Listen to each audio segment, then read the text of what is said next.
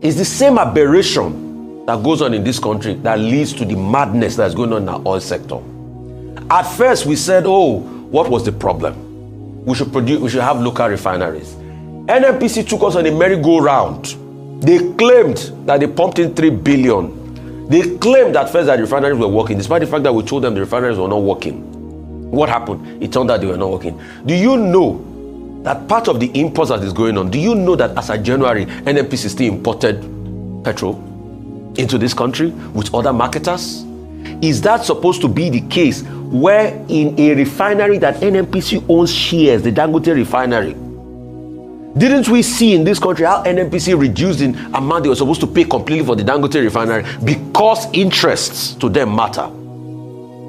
The same Dangote refinery that they said, okay, we will make crude available for, but they can't make crude available. That's why Dangote is going to import crude. Importing crude is not an aberration, taking the same forex we claim we don't have away. So the same argument that we make, that we spend about 15 trillion in forex to import crude every year when we had no refinery, are we not almost spending the same amount because some marketers feel the game will not favor them, so they will import substandard fuel into the system and sell here?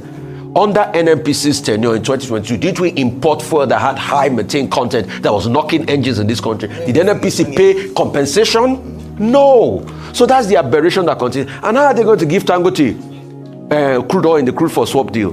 Because you have a country that has sold most of its crude in forward sale. Operation Gazelle, we remember that. Many other operations to sell our crude in forward sale. So where is the crude available? Because most of the crude, as you churn out the crude, despite the high cost of production of the crude, and despite the fact that I hear the numbers has also reduced of what we are producing, as you churn out the crude, what does it go to? We have already used it to borrow gbese all this while. So that's the country we live in. And in all of this, what are the marketers still doing? They think Dangote is permanent, so they are fighting him. They are still importing crude. They are fighting him again because he says he wants to be able to transport his crude through tankers that he went to take money, probably a loan, to get close to $1 trillion, over 7 billion. They say is the problem.